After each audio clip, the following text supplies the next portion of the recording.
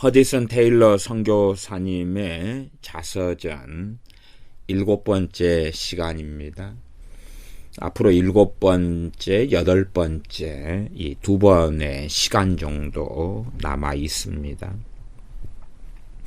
허디슨 테일러 선교사님은 1832년 생이고 1905년까지 약 73세 정도까지 사시면서 사역하셨던 선교사님입니다. 한국 나이로는 1854년 3월 1일 날 중국 상해에 도착했기 때문에 약 22살 혹은 23살 정도부터 선교사로서 사역을 시작하였습니다. 그렇게 지난 시간까지는 이 1954년 3월 1일에 가히 한 6개월 가까운 시간 동안의 항해를 통하여 중국 상해에 도착해서 그리고 상해 중심으로 선교 사역을 하시다가 또 스와토 지역 그리고 닝포에서 얼마간 사역을 하면서 이제 이번 시간에는 닝포 사역에 전념하는 그러한 몇 년간의 여정이 나와 있습니다. 약 1856년 가을 정도부터 1860년 어느 때까지 4년 가까운 시간에 닝포 사역을 합니다. 닝포 사역의 동안에 겪었던 일들에 대하여 테일러 선교사님은 자서전에서 이야기하고 이 4년 가까운 시간 동안에 닝포에 사역하면서 결혼하고 한국 나이로 한 25살 때 정도 그리고 병원 사역도 하고 그리고 노숙자 또 가난한 사람들에게 식사를 대접하면서 복음을 전하는 사역을 닝포를 중심으로 합니다. 한 4년 가까운 시간을 하다가 너무 사역에 과도하게 이 몸을 쉬지 못하고 해서 병이 들어서 영국으로 귀국할 수밖에 없는 그 스스로 생각할 때는 참으로 참담한 선교 사역을 54년부터 해서 60년까지 하시고 영국으로 귀국하게 되는 그렇게 해서 영국에서 시간을 상당히 보냅니다. 상당히 보내는 시간이 거의 66년에 다시 중국에 돌아오기 때문에 한 6년 가까운 시간을 영국에서 병들어서 있게 됩니다. 그렇게 영국으로 다시 병 때문에 돌아가기 전까지의 이 시간, 특별히 그 가운데 선교 사역의 초기 한 6년간의 사역 가운데서 지금 앞에 한 2년이 넘는 시간이 지나고 이제 나머지 한 4년 가까운 시간의 닝포 사역에 대한 그러한 자서전의 내용을 읽어가겠습니다. 그리고 그 마지막 시간에는 닝포 사역을 통하여서 병에 걸려서 아파서 귀국하여 한 6년 가까운 시간을 영국에 있으면서 이제 새로운 사역, 말하자면 중국 내지 선교회를 만들고 그리고 선교사임을 훈련시켜 가지고 테일러 선교사님이 1866년에 다시 중국에 들어오기 전에 이미 65년에 파송해서 먼저 보냅니다. 그리고 66년에 돌아오고 중국인들을 또한 한 5명 정도인가를 데리고 이 영국으로 갑니다. 그러면서 훈련을 시켜요. 중국인 영어를 공부시키고 가르쳐가지고 문서를 또 준비하고 그러면서 영국에서 내지 선교회의 기반을 다지고 준비해가지고 또 선교사님들도 훈련을 미리 시켜가지고 중국으로 이제 넘어와서 본격적인 말하자면 제2차 사역이라 그럴까요? 아니면 후기 사역이라 그럴까요? 본격적으로 그 사역을 하는 것이 나옵니다. 이 허드슨 테일러 선교사님은 1832년부터 1905년까지 73세 사셨는데, 제가 이리저리 추측해보고 살펴보면 이 허드슨 테일러 선교사님이 직접 쓴 자서전이 한 55세 정도에 쓰여진 것 같아요. 55세나 약간 1, 2년 앞뒤로. 그러니까 선교사님으로 사역은 한 30년이 넘었을 때, 33년 정도 이상 했을 때에 이 자서전이 쓰여진 걸로 보입니다. 나중에도 자서전의 내용이 나오지만은 그 선교 사역으로 한 몇 년, 한 3, 4년 이상 했을 때에 그때로부터 한 세대가 지났다. 그런 표현이 나와요. 한 세대면 30년이니까 33년, 4년 뭐 이렇게 이상 사역한 이후에 50세 중반에 이 자서전이 기록된 거예요.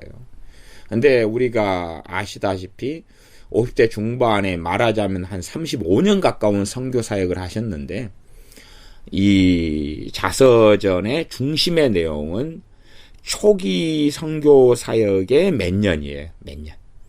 그리고 이제 영국에 돌아가서 어떻게 선교사님들을 훈련시키고, 그리고 내지 선교를 만들고 다시 돌아와서 사역을 시작하고, 그리고 자서전은 끝납니다. 나중에 후기에 이제 또 다른 분이 후손인 것 같은데 얼마간 그 이후의 일들을 덧붙이는 것이 나와 있습니다만은, 그래서 선교사님의 이 초기에 말하자면 하나님과의 관계 속에서 믿음이 성장하고 하나님께서 어떻게 도우셨고 하는 일들을 통해서 우리가 어떻게 주님을 순종하고 따르며 훈련받으며 연단되며 주님을 닮아가며 헌신되며 하는 것을 가르치려고 이 자서전이 쓰여진 거지, 자신의 어떤 놀라운 업적 뭐 이런 거, 그런 것은 대부분 이렇게 이야기하지 않습니다. 자신을 통해 뭐 교회가 몇 개가 개척되고, 사람들은 요즘에는 그런 것을 환호하잖아요. 이 사람을 통하여 몇 명이 하나님께 돌아오고 교회가 몇 개 세워지고, 그런 자신이 하나님의 영광을 가로채버리는 사람들의 말을 들으면서 위대한 하나님의 종이네 하고 현혹됩니다만은, 허드슨 테일러 선교사님은 그거보다는 오히려 이 자신의 인생에서 50년이 넘는 선교사로서의 인생 가운데 초기의 그 몇 년을 중심으로 우리가 어떻게 하나님께 헌신하여 하나님을 위하여 주 예수님의 복음을 위하여 살아야 하느냐를 자서전을 통하여 가르쳐 주고 권면하고 있는 것입니다. 이제 오늘의 내용, 닝포 사역을 중심으로 해서 1856년 가을부터 1860년 어느 때까지, 영국으로 몸이 아파서 돌아갈 때까지의 내용들을 제가 읽어 가겠습니다. 1856년 가을, 중국 해안 도시 가운데 가장 오래되고 영향력이 큰 곳인 닝포에 도착하기 전까지 시간은 잘 흘러갔다. 1842년에 체결된 난징 조약에 따라 외국인의 거주를 허락한 이 닝포라는 도시는 오랫동안 선교 활동의 무대가 되어 왔다. 또 교통의 요지여서 많은 사람들이 바쁜 생활을 하고 있었다. 도시 내와 옛 성벽으로 둘러싸인 5마일 반경 안에 10만여 명의 중국인들이 거주하고 있었다. 10만 명이면 요즘에는 숫자가 좀 적지요. 그런데 해안도시고, 그리고 굉장히 그 당시 영향력이 컸던 해안도시고, 선교사님들이 사역을 중심으로 했던 곳이 닝포라는 도시다. 겨울이 다가오자 나는 중국인 집을 하나 빌렸다. 그 집은 살기에 그리 안락한 집은 아니었다. 왜냐하면 뭐 비는 막아주었는데 눈이 오면 그 기와 사이로 눈이 흘러 들어왔다 그럽니다. 그래서 그 집은 그렇게 좋은 집이 아니었다. 그 집은 크지는 않았지만 아침, 점심, 저녁으로 예배를 드릴 수 있을 만한 공간은 있었다. 그해 하반기 내내 나는 런던의 선교회와 계속해서 관계를 유지할지 말지의 여부를 놓고 고민하고 있었다. 이 자서전에서는 전체 사정은 나오지 않아서 제가 그 부분까지는 잘 모르겠습니다. 근데 허디스 테일러 선교사님이 소속되어 있던 선교회는 중국 복음화 선교회고, 그리고 어느 때에 아마 런던 선교회하고도 함께 연결되어서 사역을 하고 있어서 중국 복음화 선교회하고 런던 선교회 두 곳에 소속되어 있었던 것 같습니다. 우리가 이 자서전의 앞부분부터 보면 중국 복음화 선교회에서 파송하고 중국 복음화 선교회에서 후원을 해줄까 하는 내용들이 나오는 것을 보는데, 이제 런던 선교회와의 관계를 정리하는 것이 나오고, 좀 뒤에 가면 두 선교회와의 관계를 정리하는 내용이 나옵니다. 그것은 하나님의 말씀을 지키려고, 순종하려고 그럽니다. 어떤 순종이냐 그러면 그 뒤에 내용이 나오는데, 런던 선교회와 관계를 유지하지 말지 여부를 놓고 고민하고 있었다. 하반기 내내. 이때가 한국 나이가 24살입니다. 24살. 24살 때도 하나님 말씀을 잘 알고 말씀의 핵심을 파악하고 있었다는 것이 중요합니다. 만으로는 23살 정도잖아요. 선교사로서는 이제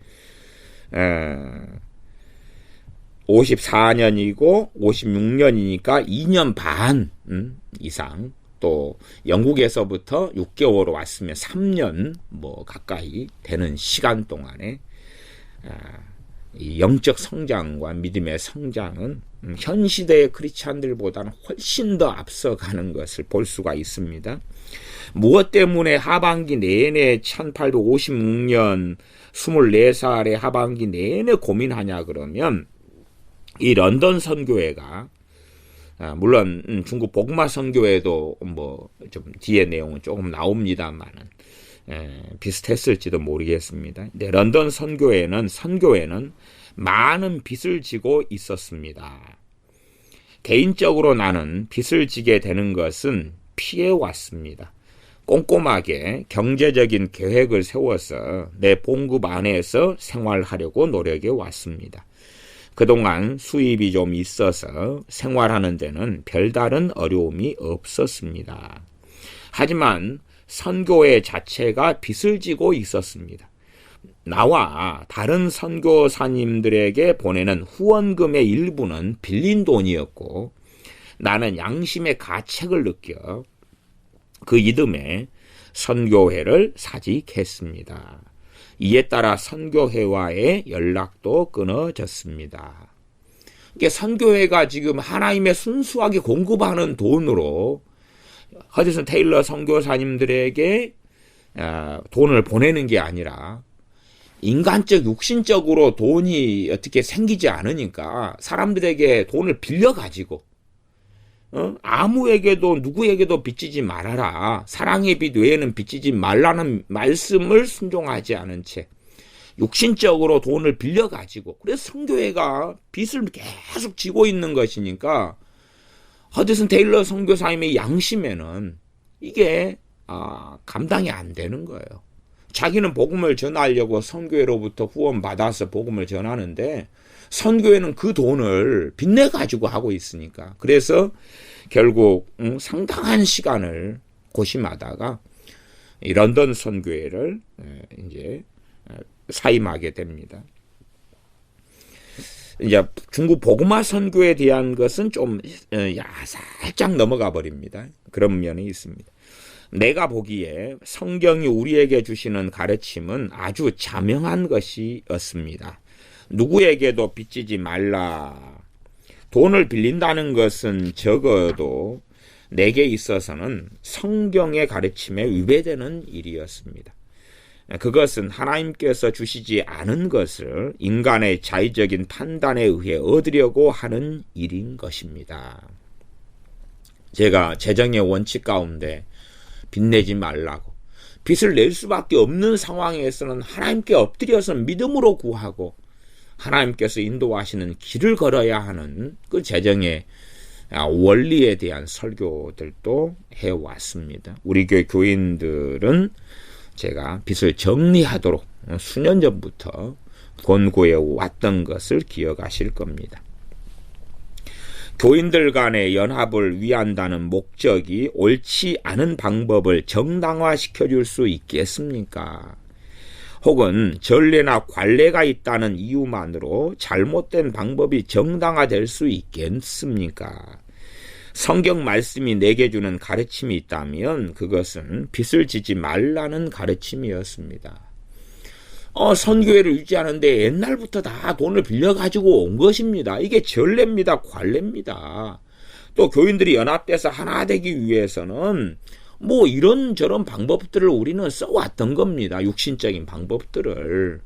그러나 그것은 하나님 앞에서 정당화될 수 없다는 것입니다. 나는 사역을 위해서 풍족한 물자가 공급되지 않는다고 해서 하나님께서 가난하다고는 생각할 수 없습니다.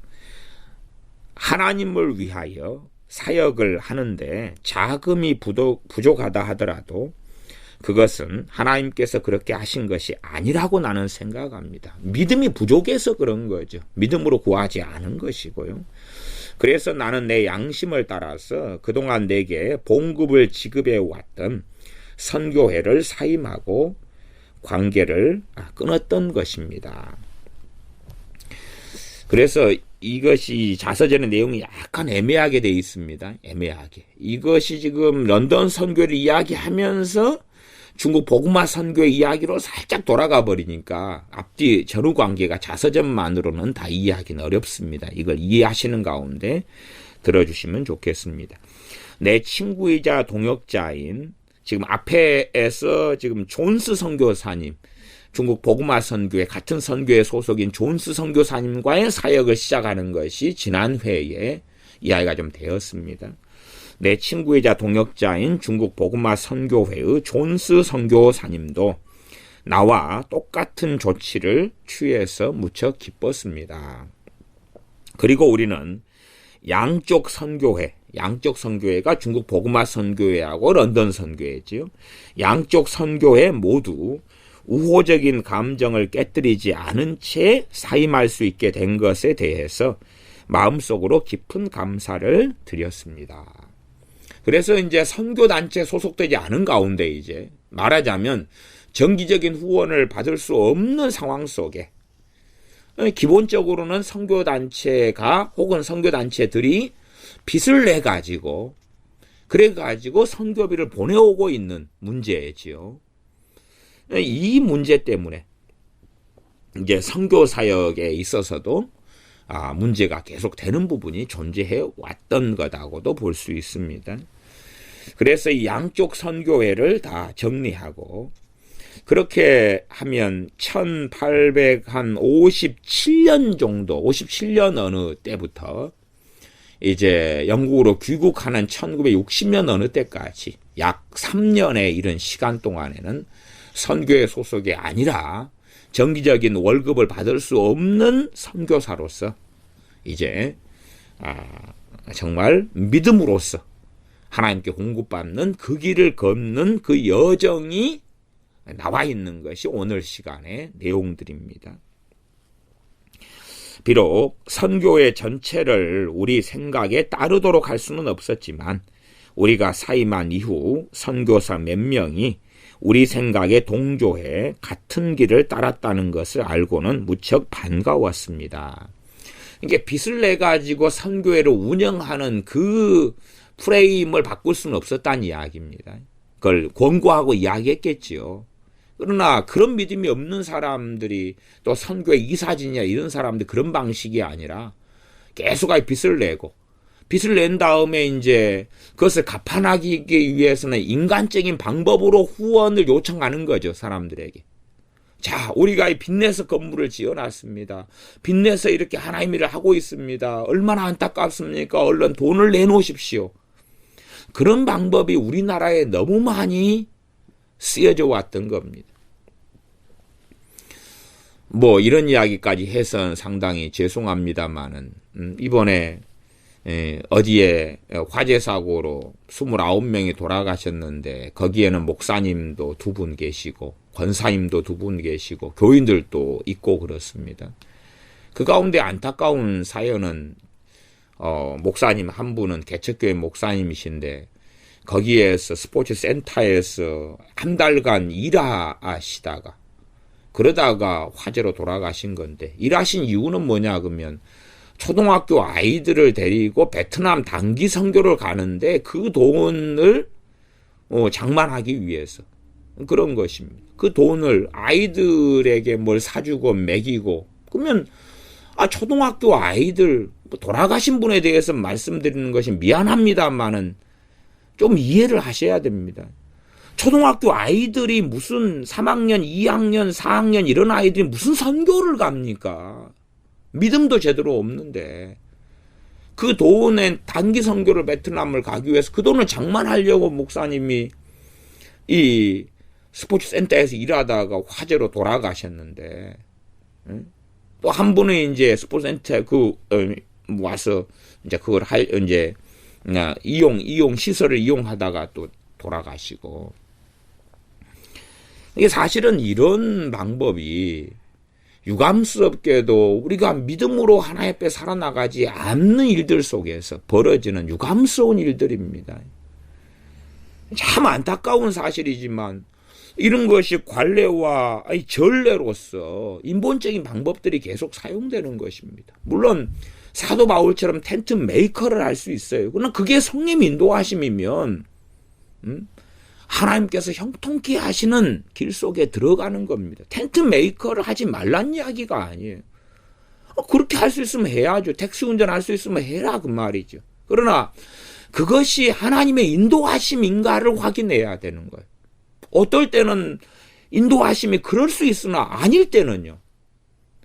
그러나 우리는 다 모든 것을 우리식으로 합리화를 시키면서 인본적인 방법을 사용하면서 거기에 하나님이 역사해달라고 하지만 이것이 유감스럽게 비극으로 끝나는 일들이 얼마나 많은가 하는 것입니다.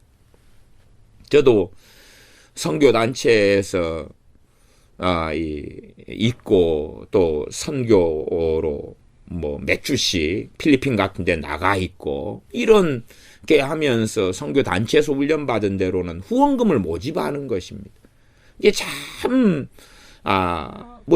제 입장에서 후원금을 모집하러 교회 집사님들, 교회 교인들 집집마다 다니면서 모금하는 것이 굉장히 불편하고 힘들더라고요. 그러나 후원을 몇만 원씩이라도 해달라고. 왜? 제가 교육받은 선교의 방식이 그러니까. 그때는 그게 너무 불편하고 힘들고 안 맞는 거였는데도 그 어릴 때, 20대 막 초반 이럴 때는 뭘 모르니까 시키는 대로 그렇게 했던 거지만 나중에 와보니까 얼마나 인본적인 방법 가운데 하나였는가 하는 것을 절감할 수밖에 없기도 합니다. 그래서 우리가 이런저런 방법들에 제한은 가질 수 없지만 빚내서 하나님 일은 안 된다. 빚내서 교회 건축 안 되고 빚내서 선교 센터 짓는 것 안 되고 빚내서 선교 후원은 안 되고 빚내서 구제 안 되는 거예요. 이게 왜 하나님의 말씀에 어긋난데 선한 의도라 해가지고 괜찮다고 착각하느냐 그 말이죠. 계속 읽어가겠습니다. 우리가 필요로 하는 것을 전적으로 하나님께 맡긴 채 우리는 선교회 와도 일정 부분 연결 고리를 그대로 유지했습니다. 선교회에서는 이전처럼 계속해서 가정저널을 보내주었습니다. 가정저널이란 선교회 그런 소식이나 이런 것 등이지요. 우리가 취한 조치는 믿음의 측면에서 볼 때에 결코 사소한 것은 아니었습니다. 이전처럼 사역을 계속할 수 있도록 필요한 것들을 하나님께서 어떻게 주실 것인지는 나 자신도 확실히 알 수 없었습니다. 나는 후원을 해줄 만한 친구들을 알지 못했습니다. 하나님께서 어떤 방식을 쓰실지 나는 알지 못했습니다. 하지만 나는 하나님께서 최소한의 생계비만 내게 공급해 주신다면 기꺼이 내 모든 시간을 바쳐 복음화 사역을 전개해 나갈 생각이었습니다. 이렇게 되었을 때가 이제 25살이죠. 한국 나이로 25입니다. 1857년 그때부터 그렇게 결정해서 믿음으로써 하나님께만 구하는, 말하자면 조지 뮬러 목사님 같은 그러한 믿음의 길을 이제 본격적으로 걸은 것입니다. 하나님께서 이렇게 하는 것을 기뻐하지 않으신다면 나는 좀 더 뚜렷한 선교적 사명으로 부르실 때까지 내 자신에게 필요한 것을 벌기 위해 어떤 일이든 하면서 계속해서 준비를 해나갈 생각이었습니다. 하나님께서 선교 사역할 때 공급하지 않으시면 다시 선교로 부를 때까지 돈 벌러 가겠다. 그러나 내가 믿음으로 하나님 앞에 서서 하나님께서 내가 이렇게 선교 사역하며 행하시는 걸 기뻐하신다면 공급해 주실 것이다. 그런 거죠. 공급하지 않으시면 그때는 돈을 벌면서 하나님의 때를 기다리겠다. 그렇게 작정한 것입니다. 하지만 하나님은 나를 축복하시고 나를 위해 준비해 놓으셨습니다. 경제적으로 선교회와의 단절이 이루어졌을 때에 나는 얼마나 기쁘고 감사했는지 모릅니다. 왜? 이 번뇌, 마음속의 번뇌가 빚져가지고 빚진 돈으로 선교에 월급이 들어오니까 이걸로서 사역하는 것 때문에 번뇌가 있으니까 오히려 평안이 없고 기쁨이 없었던 거죠. 선교 사역은 하지만 선교회를 빚더미로 만들면서 내가 선교 사역을 해야 하는가. 그래서 오히려 선교회와의 단절로 경제적으로 이제 도움받을 수 없을 때에 나는 얼마나 기뻐했고 감사했는지 모릅니다. 나는 기쁘고 즐거운 준비된 마음으로 비로소 하나님의 얼굴을 똑바로 볼 수 있었고 하나님의 은혜로 하나님의 보호하심을 확실히 느끼며 내게 명하시는 다음 일을 계속해 나갈 수 있었습니다. 그리고 하나님께서 나에게 어떤 축복의 길로 인도해 가셨는지, 얼마나 많은 것을 내려주셨는지 나는 결코 말로는 다 표현 못할 것입니다. 그것은 마치 내 유년 시절 집에서 체험했던 것과 같은 경험의 계속이었습니다. 유년 시절 선교사로서 훈련 받을 때에 그 가난했던 또 그 딱딱한 빵 하나하고 물만 먹었던, 그러면서 돈이 없을 때 하나님께서 공급해 주셨던 그러한 길을 다시 걸어갔다는 이야기입니다. 내 믿음은 이따금 시험에 들기도 했습니다. 가끔, 아주 가끔 실패하는 경우도 있었습니다. 그럴 때마다 나는 하나님 앞에 너무도 미안하고 부끄러웠습니다. 하지만 나는 하나님을 알아가는 법을 배웠던 것입니다. 하나님은 정말로 가깝고 진실로 살아계시며 그토록 가까운 분이 되셨습니다. 그래서 이 선교회에서 월급을 공급받고, 그러나 그것이 전적인 하나님에 대한 신뢰가 되지 않고 그랬을 때에 하나님을 그렇게 가깝고 진실로 살아계신 가까운 분으로서의 누림 속에는 허드슨 테일러 선교사님이 별로 들지 않았다는 것이지요. 때때로 겪는 작은 부족은 내 자신에게 필요한 것들을 구입하는 데 있어서 부족함이 있었던 것이 아니라 우리 주변에 굶주리고 죽어가는 사람들에게 필요한 것을 공급하는 과정에서 나타나고는 했습니다. 자기가 먹고 사는 것에 대해서는 돈이 부족한 경우는 거의 없었는데 구제사역을 함께 했거든요. 그래서 그들에게 음식을 제공하는 그러한 것들에 있어서는 부족함을 느끼는 경우들이 있었다. 그 말입니다. 하지만 다양한 시도들을 통해 이런 어려움들은 해소가 될 수 있었습니다.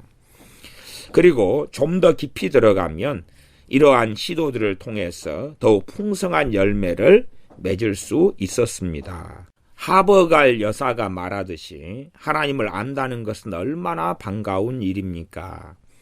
하나님을 전적으로 믿는 자들은 그분의 진실을 발견하게 되리라. 이게 하버갈 여사가 했던 말입니다. 하나님을 전적으로 믿는 자들은 하나님의 진실을 발견하게 되리라. 우리가 하나님을 믿든 믿지 않든 하나님은 언제나 신실하십니다. 우리가 하나님을 믿지 않는다 할지라도 하나님은 늘 신실하십니다. 말하자면 예수님 믿는 크리스천이 어떠한 영역과 어떠한 일에서 하나님을 믿지 않는다 그 말이죠. 그냥 일반적으로 우리가 하나님을 믿습니다 안 믿습니다 하는 개념에서 쓰는 말은 아닙니다. 하나님은 늘 진실하시고 그것은 하나님의 본성입니다. 그러나 우리가 하나님을 불신앙하고 살면서 하나님의 영광을 가리는 것이고, 그러면 우리는 우리의 주님을 얼마나 영화롭게 하지 못하게 되는 것입니까? 이제 우리는 결코 하나님을 의심하는 일을 하지 않을 것입니다.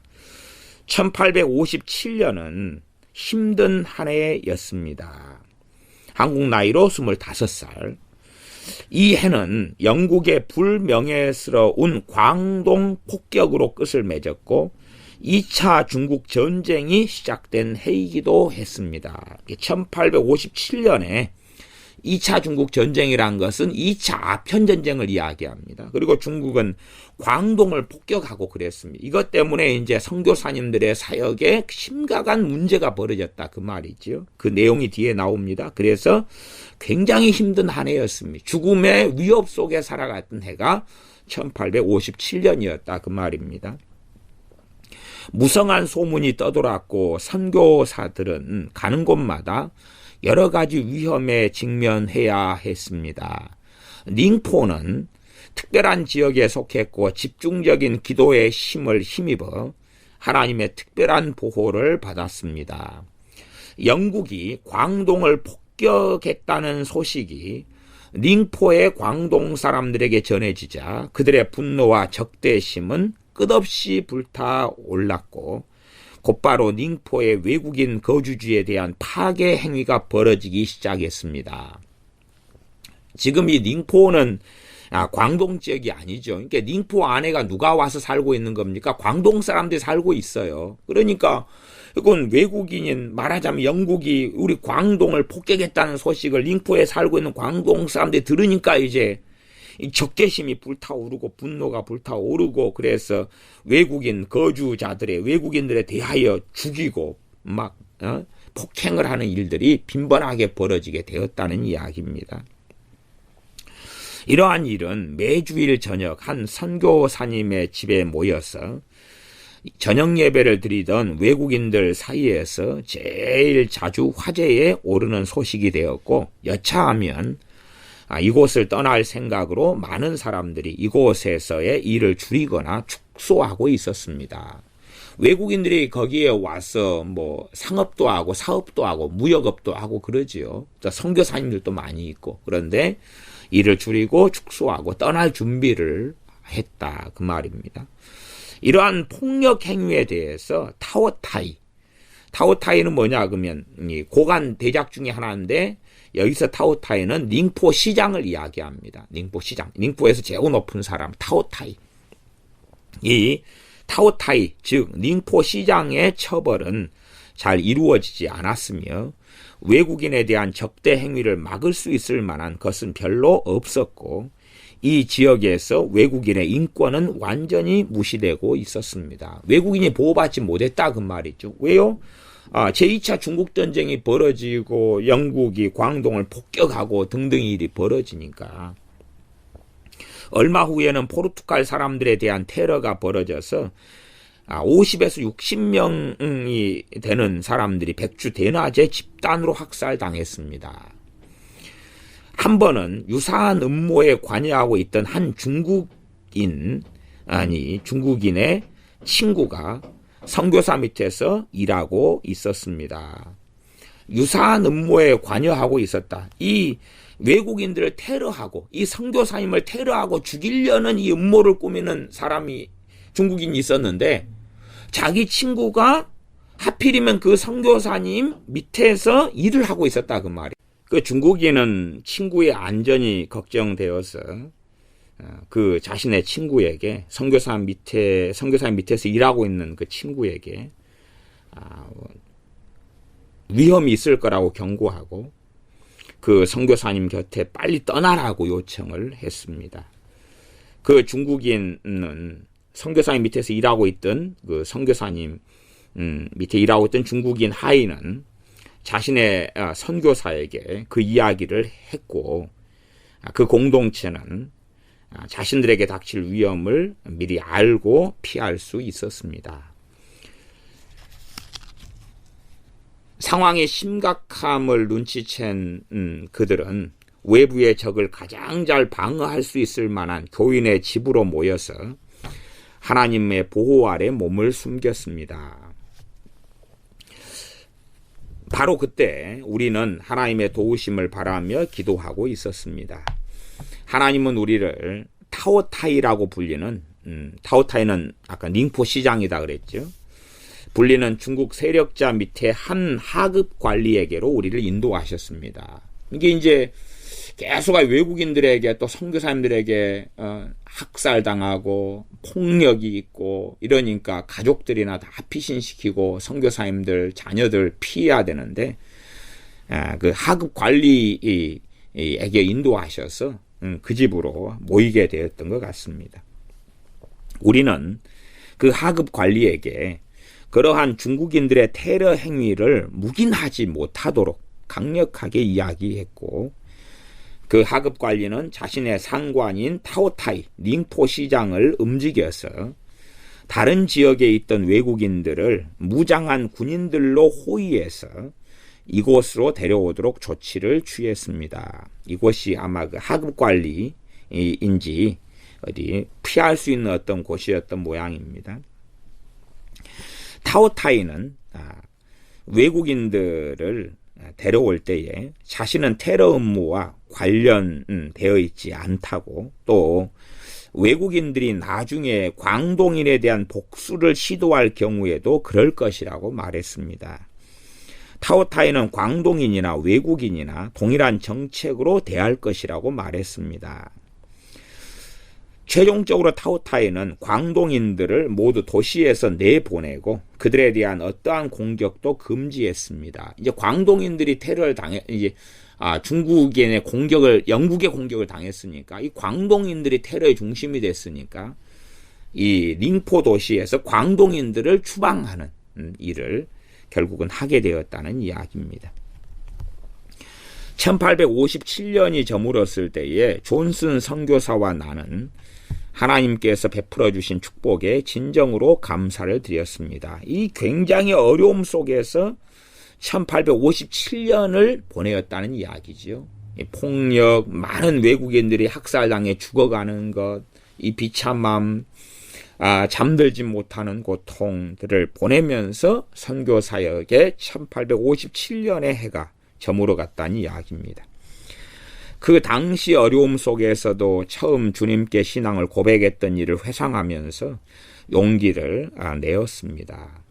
한 번은 구원의 축복에 대해서 설교를 하고 있었는데 한 중년의 중국인 남자가 일어서더니 자기 마을의 사람들 앞에서 복음에 대한 자신의 믿음을 고백하였습니다. 이게 구원의 축복에 대해서 한 중국인 마을에서 설교를 했는데 그 설교했던 중국인 한 명이 그때에 그 설교를 들으면서 우리 주님을 영접했다는 이야기입니다. 그리고 자신이 지금 경험하는 것을 이야기했답니다. 그 내용은 이렇습니다. 중국인 중년의 남자가 나는 오랫동안 진리를 추구해 왔습니다. 우리 아버지도 역시 그랬습니다. 진리를 추구해 왔어요. 하나님이 살아계신가? 무엇이 진리인가? 하지만 나는 결코 진리를 찾아낼 수 없었습니다. 나는 이곳저곳을 떠돌아다녔지만 진리를 얻을 수가 없었습니다. 나는 유교, 불교, 도교에서도 마음의 휴식을 찾을 수 없었습니다. 하지만 나는 오늘 밤 이분의 설교를 듣고 비로소 마음의 휴식처를 발견했습니다. 나는 지금부터 기독교인이 될 것입니다. 이 남자는 이렇게 뭐 유교, 불교, 도교를 떠돌아다녔는데 이 남자는 링포의 개혁 불교 분과의 또한 지도자였습니다. 그러니까 그의 신앙 고백 이후에는 그가 주관하던 불교 모임에서 허슨 테일러 선교사에 불러서 설교하도록 이렇게 했던 거지요. 나는 그와 함께 그 모임에 동행했는데 그 자리에서는 이전에 그와 함께 불교에서 있었던 사람도 믿음을 통해서 얻은 마음의 평화에 대해서 고백했습니다.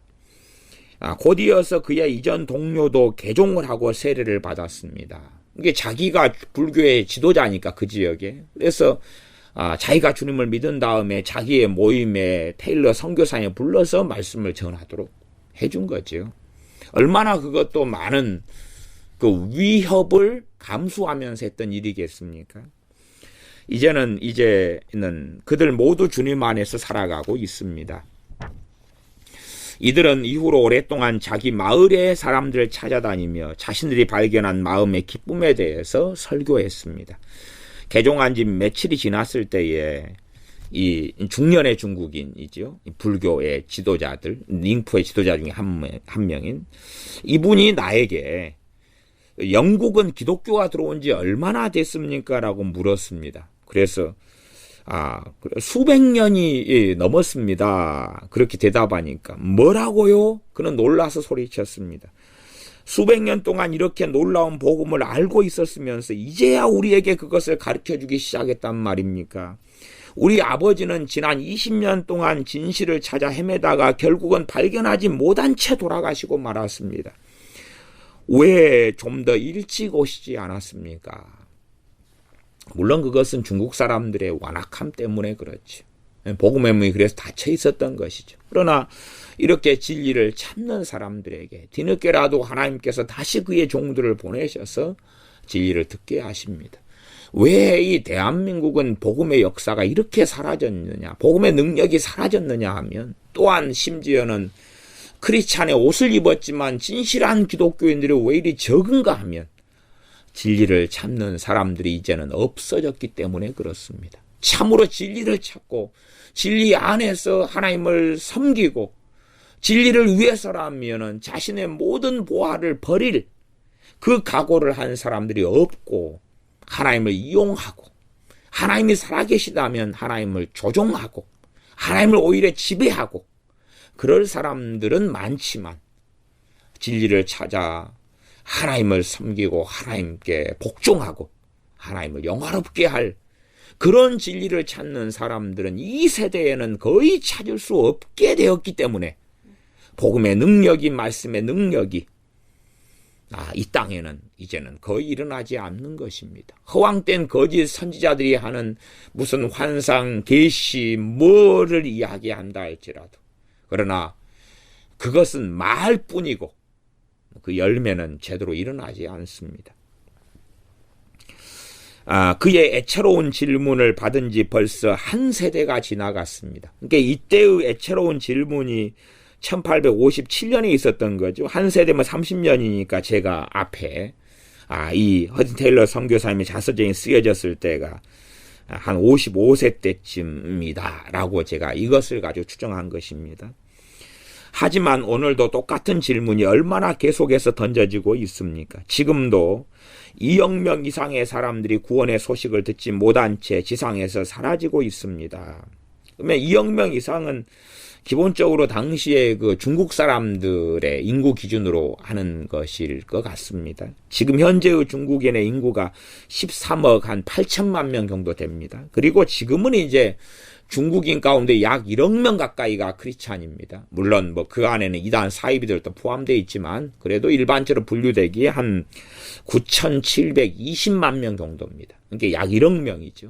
그러면 13억 7,900만 한 14억 잡고 거기에 1억 명 정도가 크리스찬이니까 이제는 뭐 복음은 계속 전해지게 되겠지만 그러나 복음은 중국에는 거의 다 전해졌다 그렇게 말할 수 있겠죠.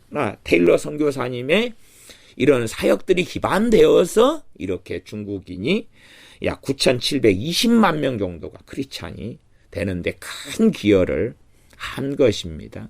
한 알의 밀알이 땅에 떨어져 죽음에 많은 열매를 맺은 거죠. 당장은 밀알이 떨어져서 조금의 열매를 맺었지만 다시 그 조금의 열매의 밀알이 또 죽고 더 많은 열매를 맺고, 이러한 소위 승법 번식, 2배가 4배가 되고 4배가 8배가 되고 8배가 16배가 되고, 이런 식으로 지금 중국인 가운데 약 1억 명이 크리스찬인 것입니다. 이러한 일은 얼마나 오랫동안 계속될 것이며 모든 사람들에게 복음을 전하라는 주님의 말씀은 언제까지 이루어지지 못하고 남아있을 것인가. 이렇게 한탄하지만 그래도 이때 이후로 이제 참 많은 시간이 흘렀습니다. 얼마나 150년 이렇게 시간이 흘렀나요? 하나님께서는 자신의 백성을 자주 어려움 속에 떨어뜨리십니다. 자주 어려움 속에 하나님은 떨어뜨려서 연단하시는 거죠. 이를 통해서 하나님은 자신을 알도록 하기 위함입니다. 그런 후에 그분은 어려움 속에서 구할 수 있는 가장 절실한 도움으로서 하나님 자신을 드러내십니다.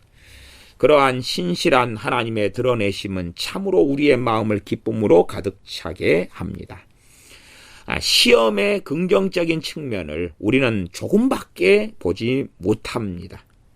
그래서 이러한 점을 우리는 자주 놓칩니다. 왜? 시험은 우리가 기뻐하지 않잖아요. 그래서 시험을 당할 때는 고통스럽고 힘든 것이에요. 우리가 잘 알지 못하는 부분들을 명확하게 깨달음으로써 우리가 얼마나 많은 은혜를 입고 있고 하나님의 이름을 찬양해야 되는지 알게 될 것입니다. 1857년 가을 닝포에 정착한 지 그때 이후로 꼭 1년이 지난 후에 일어난 한 사건은 하나님의 사랑과 보호하심에 대한 믿음을 더욱 굳건하게 만들어 주었습니다. 미국 장로회 북부선교회의 존 쿼터맨 선교사는 전염병이 강한 천연두를 앓고 있었는데 그를 간호하면서 그의 투병 생활과 그가 소천할 때까지의 과정을 지켜볼 수 있었던 것은 나의 슬픈 특권이었습니다. 미국 장로회 북부선교회 소속이었던 존 쿼터맨 선교사님이 전염성이 강한 천연두를 앓고 이분을 이제 돌봐주었다는 이야기입니다. 그리고 돌아가셨지요. 그가 죽고 나자 간호를 하고 있는 동안 입고 있던 옷들을 모두 없애버릴 필요가 생겼습니다. 다른 사람들에게 감염될 위험이 있었기 때문입니다. 자신이 이제 존 쿼터맨 선교사님을 간호하면서 입었던 옷들, 그런데 여기에도 이제 감염되었을 거기 때문에 그 옷을 다 불태워야 된다는 이야기죠. 근데 문제가 되는 게 뭐냐 그러면 그 옷을 불태우면 입을 옷이 없다는 거죠. 그것이 이제 테일러 선교사님에게 문제인 거지. 아니 자기가 지금 입고 있는 옷을 불태우면 이제 뻘거벗어야 되는데 돈이 없으니까 새 옷을 사거나 중고 옷이라 장만할 형편이 안 되었던 거죠. 그렇게 자신이 간호하면서 입었던 옷들을 다 없애버리고 필요한 옷들을 장만할 만한 충분한 돈이 내게는 없었습니다. 기도만이 유일한 희망이었습니다. 이 기도에 하나님께서는 오래전에 스와토에서 잃어버렸던 옷상자를 보내주심으로 응답해 주셨습니다. 스와토에 자기 옷상자가 예전에 갔던 일이 있는데 이것이 몇 년이 걸쳐서 돌아온 거예요. 그 옷상자들은 내가 상하이로 떠난 그 이듬해 초여름 윌리엄 번스 선교사님에게 전달되어서 그분이 오랫동안 보관해 왔었습니다. 옷상자가 도착한 것은 하나님의 놀라우신 섭리로 아주 정확한 시간에 이루어진 것이었습니다. 자기 옷상자인데요. 정확한 시간에 하나님은 그 정확한 타이밍에 미리 옷이 다 생긴 다음에 와도 하나님의 그 놀라운 살아계심을 잘 경험하지 못했을 거고 또 그전에도 그랬을 거 아닙니까? 다음에 나의 일기는 그때부터 약 2달 뒤쯤에 쓰여진 것입니다. 그리고 이제 일기를 여기에다 옮겨 놓습니다. 1857년 11월 18일 그 일기입니다. 2달 뒤에 쓰여진 일기입니다. 많은 사람들은 내가 아주 가난한 것으로 생각하고 있다. 어떤 측면에서 이들의 생각은 정말 옳다. 하지만 나는 하나님께 감사하게도 가난하지만 많은 사람들을 부유하게 만들고 가진 것은 아무것도 없지만 모든 것을 풍성하게 누리고 있다. 그리고 하나님은 내가 필요로 하는 모든 것을 공급해 주시고 그 모든 것들은 그분의 영광을 높이기 위한 것이다. 만약 내가 전적으로 하나님께 의지하고 다른 사람들을 돕는 통로로 나 자신을 이용하는 지금과 같은 삶을 살지 않았더라면 나는 아마 지금쯤 전혀 다른 사람이 되어 있을 것이다. 11월 4일 토요일 정기적인 우편물이 도착했다. 그날 아침 우리는 평상시와 마찬가지로 극빈자들에게 아침 식사를 제공했다. 이제 이들의 숫자는 거의 70명에 이르렀다. 이게 이제 아침 식사를 주는데 70명이 아침 식사를 매일 주는 거죠. 월요일부터 토요일까지입니다. 어떤 때는 약 40명까지 줄어든 적도 있었지만 많을 때는 80명에 이르렀다. 이들은 매일 우리에게 왔는데 주일은 예외였다. 이들을 우선 예배에 참석시키는 것도 어려웠고 또 주일에 우리는 또 다른 일들이 있었기 때문이다. 그 토요일 아침에 우리는 지불해야 될 모든 비용들을 모두 내주고 내일 우리가 먹을 것들을 사고 나니까 우리의 수중에는 동전 한 입 남아있지 않게 되었다. 그러니까 토요일 날 그렇게 하니까 토요일 아침에 하니까 이제 월요일 날도 이 사람들이 일반적으로 한 70명이 와서 밥 먹으러 온다 그 말이에요. 근데 이들을 월요일 날에 먹일 돈 자체가 없다 그 말이죠. 동전 한 입 남아있지 않았다. 월요일 아침 주님께서 우리에게 무엇을 주실지 알 수 없었다. 그러면 이제 월요일 날에 하나도 없으니까 이 토요일 아침을 마지막 동전까지 떨어서 먹이면서 월요일 아침은 오지 마세요 뭐 그래야 될 문제가 돼버리는 거죠. 하지만 우리의 벽난로 선반에는 중국어로 된 두 개의 액자가 걸려 있었다. 하나는 에베네셀, 이제까지 하나님께서 우리를 도우셨다. 또 여호와 이레, 그 액자가 중국어로 써져 있었다 그 말입니다. 여호와 이레는 주님께서 모든 것을 예비해 주실 것이다. 그리고 하나님께서 의심의 순간들로부터 우리를 지키실 것이다. 그 며칠 후에 우편물이 하나 도착했는데 바로 그 주 내에 존스 선교사는 214달러를 우송받았다. 우리는 하나님께 감사하고 새로운 용기를 얻었다. 우리는 환전을 위해 그 수표를 무역상에게 갖다 주었고 통상적으로 환전을 하는 데는 며칠이 걸리는데 그 무역상은 월요일 현금으로 바꿔주겠다는 말을 했다.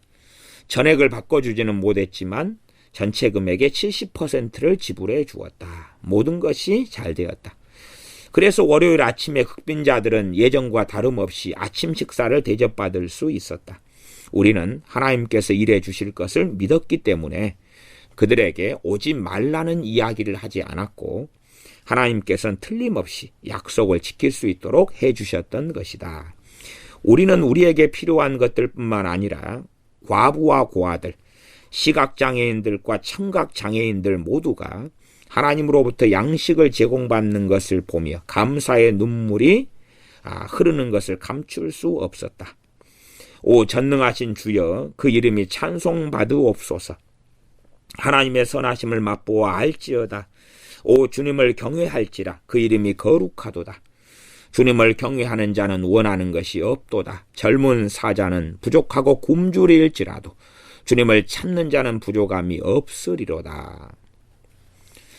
하지만 200달러라는 것이 그토록 오랫동안 쓸 수 있는 것은 아니어서 새해가 다가오자 또다시 먹을 것이 부족해졌습니다.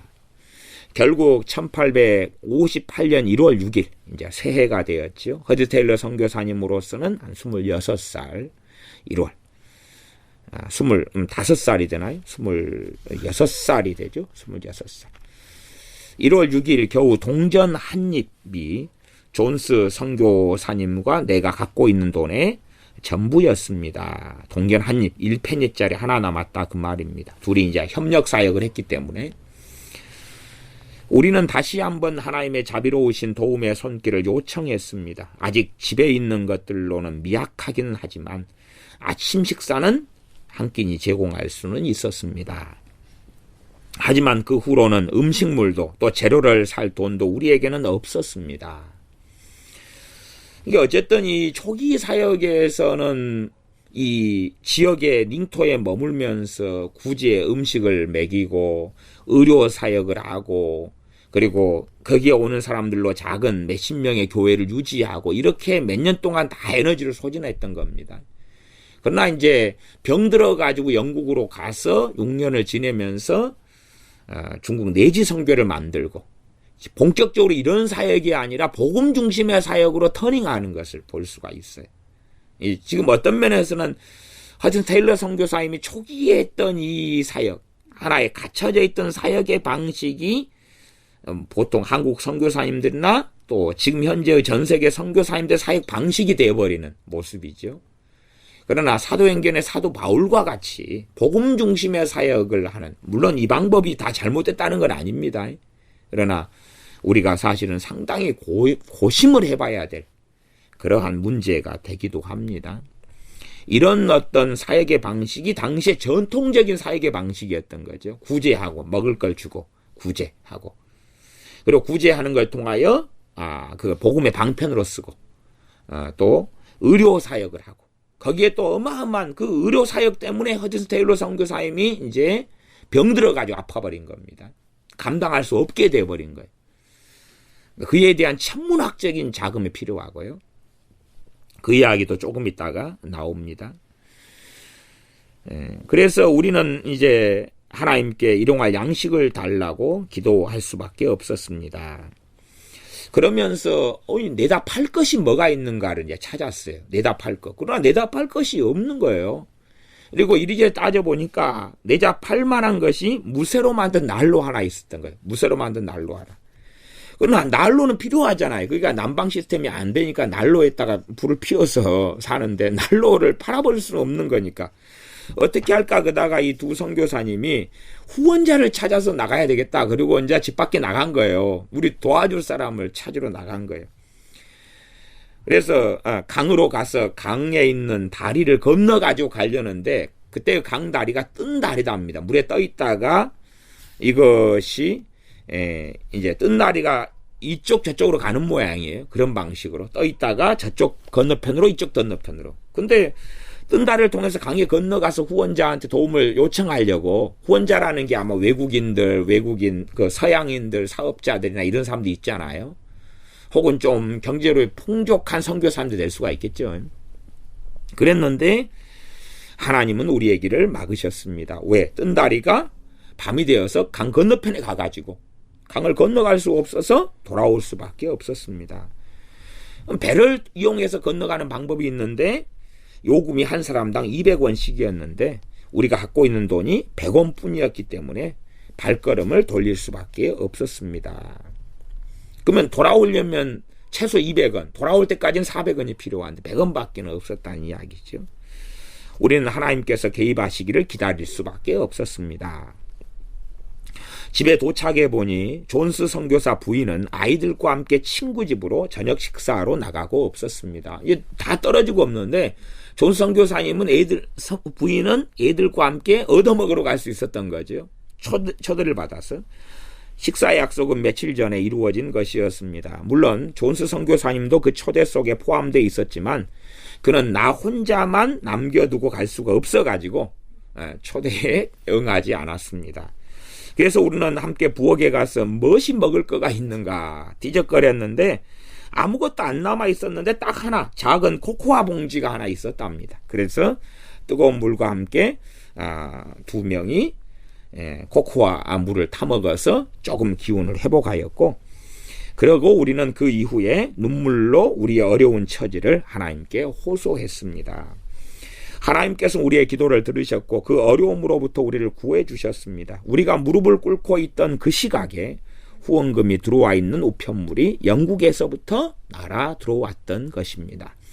이 정확하게 시간을 맞춘 후원금은 우리의 긴밀한 필요만 채워준 것이 아니라 자신을 믿는 사람들을 결코 실망시키지 않는 하나님에 대한 신뢰를 더욱 굳건하게 만들어 주었습니다. 이렇게 이제 한 끼니 먹을 것도 없는 형편에서 그때로부터 14일 뒤가 허드슨 테일러 선교사님의 결혼식이었답니다.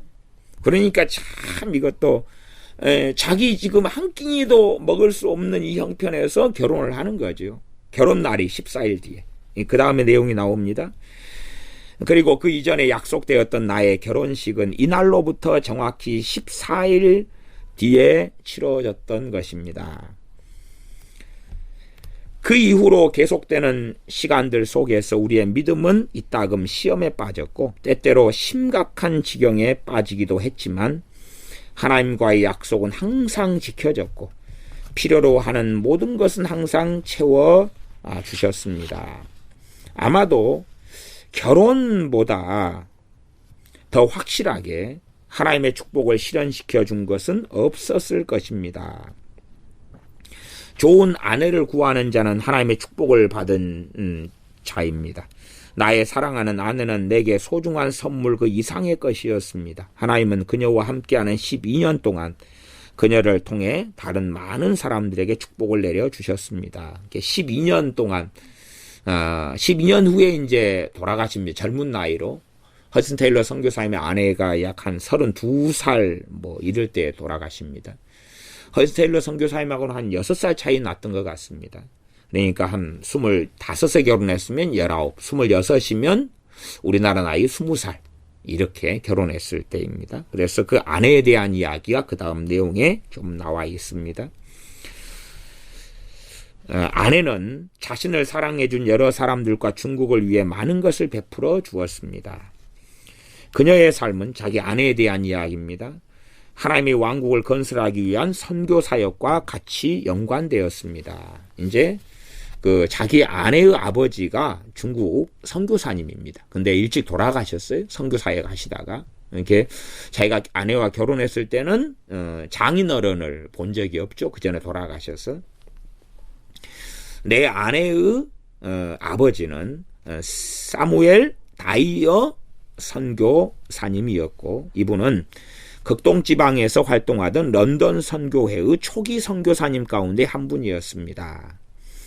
그는 1827년에 중국 페낭과 싱가포르 일대에서 16년 동안 선교하셨던 분입니다. 그리고 이제 1843년에 돌아가셨습니다. 그러니까 이때 결혼했을 때가 57년이죠. 57년이니까 결혼하기 전에 13년 전에 돌아가셨던 거죠. 그러면 테일러 선교사님의 아내가 20살이다 그러면 13년 전이니까 7살 때, 19살이면 6살 때죠. 이게 일찍 아버지를 잃습니다. 잃고도 중국에서 이 아내는 선교 사역을 하고 있습니다. 거기에서 이제 계속 성장했던 것 같습니다. 짧게 내용이 있어서 자세한 내용은 알기가 어렵습니다. 내 아내의 아버지 사무엘 다이어 선교사님은 중국에서 처음으로 금속으로 된 중국 활자체를 만들어 내기도 했습니다. 비록 장인 된 다이어 선교사님은 볼 수 없었지만 그의 자녀들은 중국이 복음을 향해서 문을 여는 것을 살아서 볼 수 있었습니다. 결혼할 당시 내 아내는 몇 년째 닝포에서 살고 있었고 친구인 엘더시 양과 함께 다양한 선교 사역을 펼쳐서 선교사의 협조자로서 충분한 자격을 갖추고 있었습니다. 뭐 이제 19, 25 혹은 20살, 26 뭐 이렇게 됩니다. 결혼이 1857년이니까 1832년생이니까 한국 나이로는 한 26, 그 다음에 만으로 한 25, 이 정도 나이입니다. 기도에 대한 명확한 응답이라고 하기에는 약간 석연치 않은 점도 있었지만 1859년 초에 하나님은 우리에게 필요한 것을 내려주셨습니다. 1850 이제 지금 7년에 결혼했고 지금 59년으로 이제 딱 넘어갑니다. 근데 59년에가 문제가 아내가 많이 아팠어요. 많이 아팠어요. 갖고 죽게 되었습니다. 이 아내가 그러면 한 22살 때 죽게 되었습니다. 물론 32살에 죽으니까 그러니까 10년을 더 삽니다만 이 죽을 병에서 이제 살아납니다. 허슨 테일러 선교사님의 믿음의 기도로 살아납니다. 하나님께 간절히 기도함으로. 그리고 당연히 이 아내는 헌신된 하나님의 사람입니다. 나의 아내는 병으로 몸 상태가 아주 안 좋아져서 결국은 회복의 희망이 없게 되었습니다. 모든 약을 다 써보았지만 차도가 나타나지 않았습니다. 치료를 담당했던 파커 박사는 더 이상 아무런 제안도 하지 않았습니다. 썰물처럼 삶의 희망은 빠져나가 버렸습니다. 유일한 희망은 기도로 하나님께서 그녀를 살려주시는 것뿐이었습니다. 선교사들 간의 정기적인 기도 모임 날이 되었습니다. 나는 기도 제목으로 적어서 보냈고 선교사님들은 따뜻한 반응을 보여주었습니다. 바로 그때 내 마음속에 그동안 시도해보지 않았던 약 하나가 떠올랐습니다. 이 약을 사용하기 전에 파커 박사와 상의를 해볼 필요를 느꼈습니다. 이제 파커 박사님은 이 테일러 선교사님의 집에서 약 한 3.2km 떨어진 곳에 살았습니다. 그렇기 때문에 약을 하나를 써봐야 되겠다. 하나가 떠올랐어요. 그러니까 이런 것들이 전부 다 하나님께서 인도하시는 방식들입니다. 지금 이 약을 써가지고 허드슨 테일러 선교사님이 죽을 병에서 살아난 게 아닙니다. 허드슨 테일러 선교사님이 기도로 인하여 살아났는데 이 약을 쓰기 위하여 담당한 파커 박사님, 파커 선교사님이기도 한데 이 파커 박사님과 의논하려고 3.2km를 걸어가는 그 중에 기도하면서 치료가 됩니다. 그 중에 그 3.2km를 걷는 중에 하나님께 기도하고 치료가 되는데, 그래서 이런 여러 가지가 맞아지는데, 그러나 그렇게 하나님 앞에서 엎드리고 통곡하며 3.2km를 걷는 가운데 기도하려면 그 3.2km를 걸어서 파커 박사 집으로 가야 되잖아요. 그러니까 약을 쓸 생각이 떠오른 거예요. 그래서 이런 것이 하나님이 인도하시는 과정이지, 간단하게 이거 해라 저거 해라 저거 해라는 방식은 정말 극소수의 상황에만 맞습니다. 그러지 약 하나가 쓸 마음이 떠올랐다, 그래서 그 약을 썼다, 그러면 살아나지 못했을 겁니다. 약 하나가 쓸 마음이 생겼습니다. 나는 이 약을 사용하기 전에 파커 박사와 상의를 해볼 필요를 느꼈습니다. 고통의 순간들이었습니다. 내 안에는 축 늘어져 있었고 푹 꺼진 눈, 야윈 모습, 이것을 볼 때에 내 아내의 죽음이 가까웠음을 알 수 있었습니다. 내가 다시 돌아올 때까지 그녀가 살아있을지 의심스러웠습니다. 이 3.2km를 왕복해서 왔다 갔다 하면, 그래서 약을 쓰는 게 좋겠다, 같이 상의해서 결론이 내려진 다음에 3.2km 왔다 갔다 한 다음에 내 아내가 과연 살아있을까? 그 잠깐의 시간 동안, 잠깐도 몇 시간이죠? 두세 시간의 시간이죠. 왕복에 빨리 가면 그래 2시간, 이게 안 되는 시간일 겁니다. 파커 박사의 집까지는 거의 2마일이 되었고, 그곳까지 가는 순간들은 한없이 길게 느껴졌습니다. 그곳으로 가는 동안 나는 기도로 전능하신 하나님과 씨름하고 있었습니다. 그때 내 영혼 속에 능력의 말씀이 떠올랐습니다. 이제 충분히 그 아내를 잡고도 기도했겠죠. 이게 제가 옛날에도 단순한 그 중보기도로는 사람이 치유되지 않는다, 이런 이야기를 했습니다. 그러니까 아내를 놓고 함께 선교사님들이 기도도 하고, 테일러 선교사님 아내를 붙잡고도 기도하고, 그런 가운데 이제 부족한 뭔가가 이 3.2km를 가는 동안에 일어났던 겁니다. 그 3.2km를 가는 동안에 나는 하나님과 씨름하고 있었습니다. 그때 내 영혼 속에 능력의 말씀이 떠올랐습니다. 환난 중에 나를 부르라, 내가 너를 구해 너로 하여금 나를 영화롭게 하리라. 이 말씀이 떠오르고 이 말씀이 믿어지기 시작했습니다. 나는 즉시 믿음을 가지고 간절한 소망으로 기도했습니다. 그러자 말로 표현할 수 없는 아주 깊은 평화와 기쁨이 찾아왔습니다. 먼 거리에 대한 걱정은 사라지고 없었습니다. 파커 박사는 내가 제안한 치료약에 대해서 흔쾌히 동의해 주었습니다. 하지만 집에 다시 돌아와 보니 어떤 다른 치료약이 필요하지 않을 정도로 내 아내의 몸에는 커다란 변화가 있었고, 내 아내는 쇠약한 모습 대신에 아주 깊고 조용한 잠을 자고 있었습니다. 그래서 더 이상은 아프고 병든 증상들이 남아있지 않게 되었습니다. 기도에 대한 응답으로 하나님은 내가 사랑하는 사람의 목숨을 구해 주셨던 것입니다. 하지만 그해 가을 파커 박사의 아내가 갑작스럽게 세상을 떠났고, 아까 이제 병원 의료 사역을 하고 있는 선교사님인데, 나는 그에게 깊은 연민과 슬픔의 감정을 느꼈습니다. 파커 박사는 엄마 없는 아이들을 데리고 영국 글래스고우로 되돌아가야만 했습니다.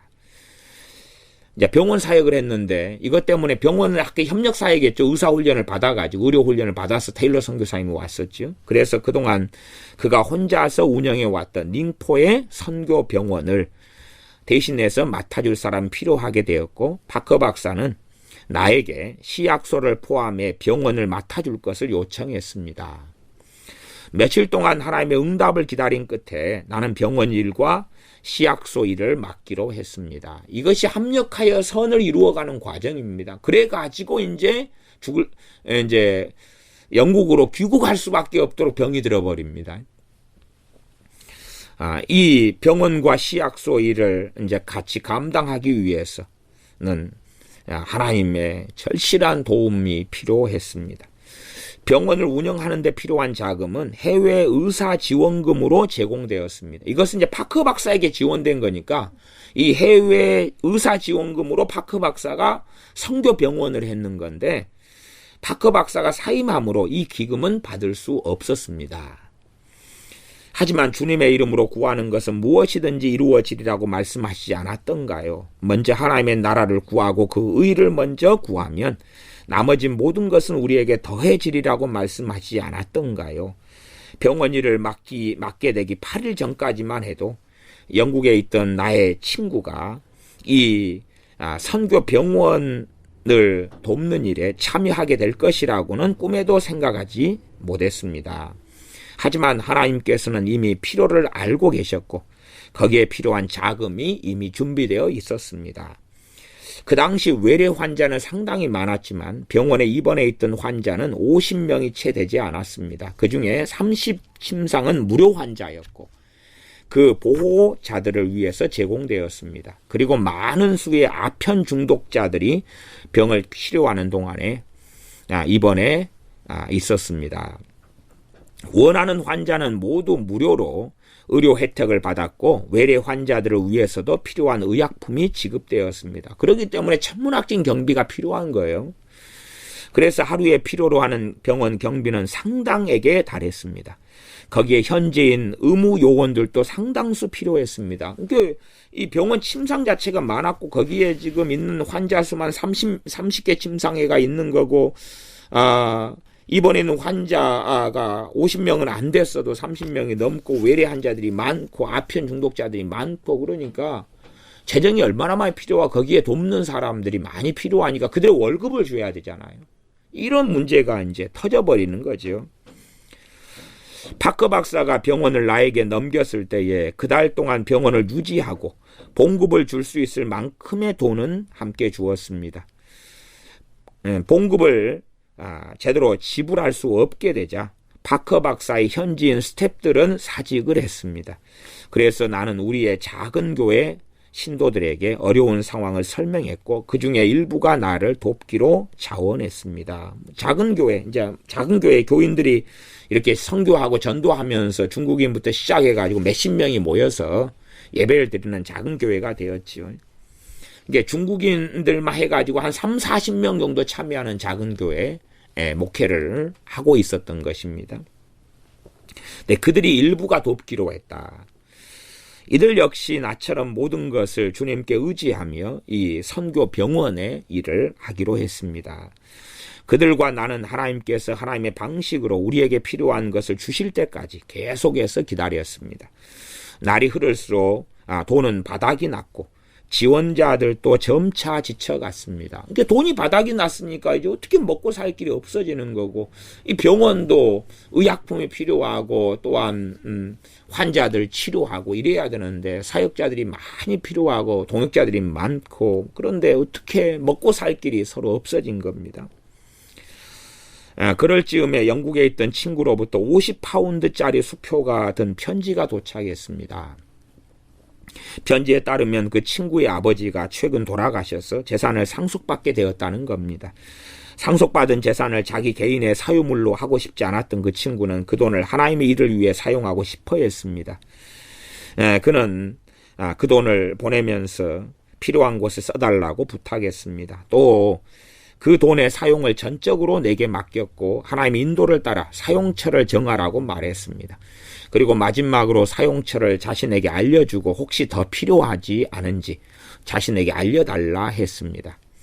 아내와 함께 추수감사제를 보낸 다음에 나는 현지인 동역자들을 나의 작은 교회로 불렀습니다. 이제 이 기쁜 소식을 알려주려고 동역자들을 불렀던 거죠. 그리고 그 편지를 번역해서 읽어주었습니다.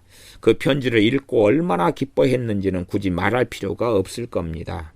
우리는 함께 모여 하나님께 찬송을 드렸습니다. 그들은 모두 기쁜 마음으로 병원으로 돌아갔습니다. 그리고 환자들에게 하나님의 은혜에 대하여 이야기해 주었습니다. 이 놀라운 섭리에 봉사자들이나 환자들이나 모두 큰 은혜를 받았습니다.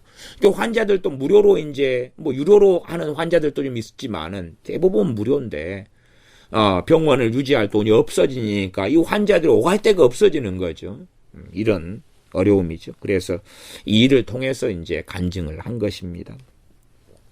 그 후로 하나님께서는 병원에서 필요한 모든 것과 우리 가족에게 필요한 모든 것, 또한 내가 관장하고 있는 다른 선교 지부에서 필요한 모든 것을 그때그때 공급해 주셨습니다. 그로부터 9개월 후에 나는 건강이 나빠져서 병원 일로부터 손을 떼야만 했습니다. 하지만 내가 병원을 인수하던 때보다 훨씬 풍족해진 예산을 병원에 남겨줄 수 있었습니다. 9개월간 이제 병원 맡고 이저런 사역하고 그러면서 건강이 너무 나빠졌습니다. 하나님은 기도에 대한 응답으로 재정적인 지원을 해주셨을 뿐만 아니라 많은 사람들의 목숨도 구해주셨습니다.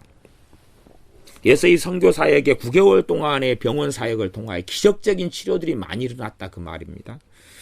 전혀 가망이 없을 것 같은 환자들이 회복되고 심각하고 아주 위험한 수술들도 성공을 거두었습니다. 이 수술을 하지만은 이게 가능할까 했는데 하나님의 도우심으로 수술들이 다 성공하고, 또 어떤 사람은 다리를 절단해야만 했는데 그런 가난한 사람인데 2주일 만에 상태가 급속도로 호전돼서 건강을 회복하는 기적도 있었습니다. 그 외에 많은 하나님의 축복이 쏟아졌습니다. 많은 사람들이 기독교의 진리를 확신하게 되었습니다. 적지 않은 사람들이 기도와 믿음 안에서 하나님을 찾게 되었고 영혼의 죄가 치유되는 놀라운 은혜를 경험하게 되었습니다. 앞에서 이야기한 9개월 동안에 16명의 환자들이 병원에서 세례를 받았고 30명의 사람들이 링포에 있는 교회에 출석할 것을 약속했습니다. 대망의 1860년이 시작되었지만 교회에 나오기로 한 사람들에게 최대한 혜택을 주기에는 시간도 우리의 힘도 너무 미약했습니다. 이게 사실은 신앙생활하는 중국인에 대해서 혜택을 줘야 되죠. 최대한 혜택을 줘야 되죠. 가난한 사람들이니까 이런 문제가 얽혀지면 참 이 교회가 육적으로 변하기도 너무 쉽습니다. 물론 그러나 또 가난한 자들에 대한 구제도 해야 돼요. 그건 또 당연한 교회의 부르심이고요. 봉사자들의 손길이 더 많이 필요했습니다. 그해 1월에 집중적인 기도에 힘입어서 사역지의 일꾼들이 좀 더 추가되었습니다. 1860년 1월 16일자로 영국의 친척들에게 쓴 편지를 보면 일꾼을 기다리는 나의 오랜 기다림이 드러나 있습니다. 허드슨 테일러 선교사님이 1860년에 1월 6일 날 영국의 친척분들에게 편지를 보낸 거죠. 왜냐하면 비빌 언덕이 친척들 정도밖에 없잖아요.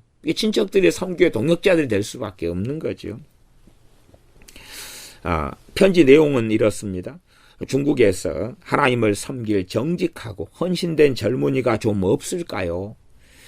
최소의 생계비만으로도 기꺼이 이곳에 와서 일할 수 있는 젊은이 말입니다. 한 4명이나 5명의 그런 조력자만 있다면,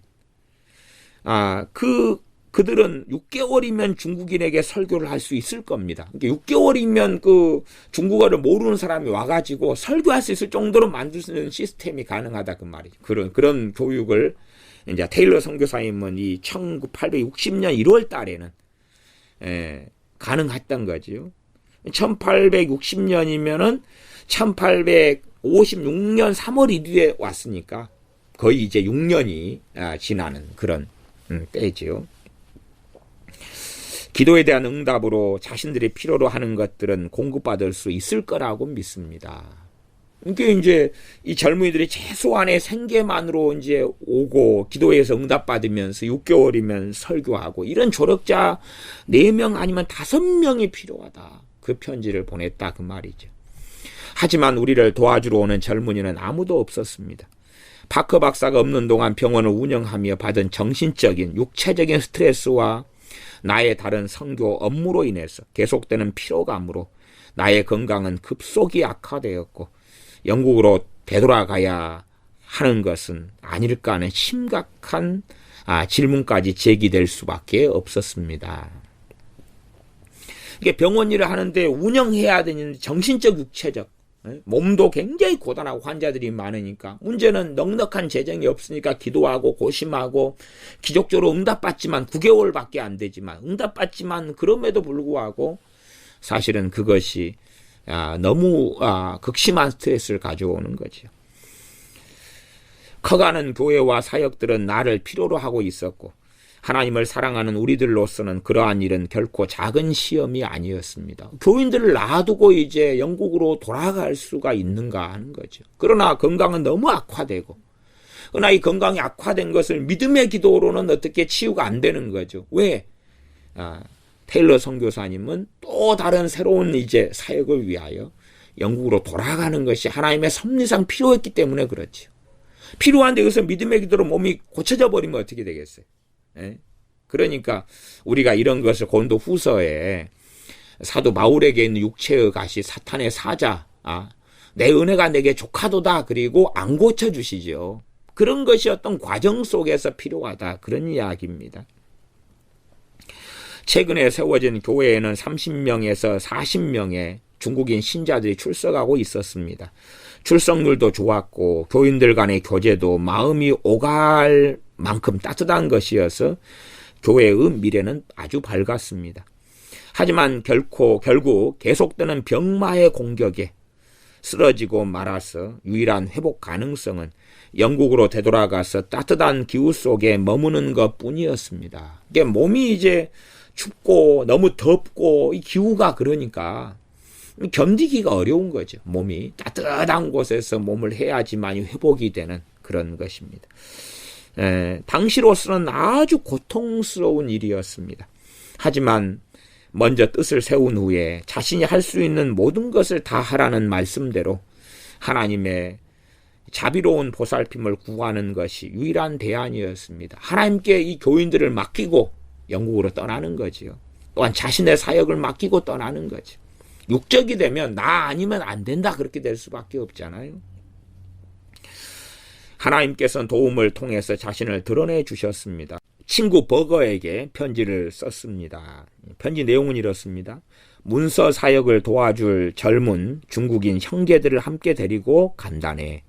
나는 이들에게 영국에 있는 동안 언어를 배울 수 있는 기회가 마련되기를 바란다네. 편지를 보냅니다. 왜? 영어를 가르쳐야 되니까요. 영국으로 돌아가는 항해 동안 계속된 우리의 간구로 건강이 충분히 회복될 수 있을 만큼 영국에 머물 수 있었고 체키앙 지방에서 사역을 할 5명의 조력자를 훈련시킬 수 있었습니다. 우리의 진실한 간구는 하나님이 기뻐 받으실 만한 것이었고 그에 대한 응답으로 하나님은 넘치도록 풍성한 축복을 내려주셨습니다. 이제 다음 편이 마지막 편이 되겠습니다. 영국에서 이제 한 6년 가까운 시간을 머뭅니다. 1860년에 지금 떠나서 1866년에 영국으로 돌아옵니다. 예, 그러면서 영국에 있는 동안에 중국 내지 선교회를 만듭니다. 그리고 재정을 준비합니다. 그리고 돌아와서 이제 중국 내지 선교의 사역이 펼쳐집니다. 그래서 새로운 선교회가 영국에서 다시 만들어지고 후원자들이 만들어지고 재정이 준비되고 그 영국에 있는 동안에 선교사들을 훈련을 시킵니다. 중국 내지 선교회 선교사 훈련시켜가지고 이미 테일러 선교사님 66년에 들어오기 전 65년에 미리 또 보내고 그러면서 내지 선교회의 설립, 중국에서 시간, 그리고 도착하고 얼마의 기간까지가 이 자서전의 내용의 전부입니다. 자, 기도하겠습니다. 아버지 하나님, 하나님을 위하여 헌신된 허드슨 테일러 선교사님이나 그의 아내나 또한 여러 선교사님들과 함께 이어진 믿음의 여정들을 우리가 봅니다. 육으로 하나님의 일을 이루지 아니하고 영으로 또한 믿음으로 기도로 주의 말씀의 능력으로 하나님의 일을 이루어가며 하나님 앞에서 하나님을 알아가는 우리가 되게 하여 주시옵소서. 우리 주 예수님의 이름으로 기도하옵나이다. 아멘.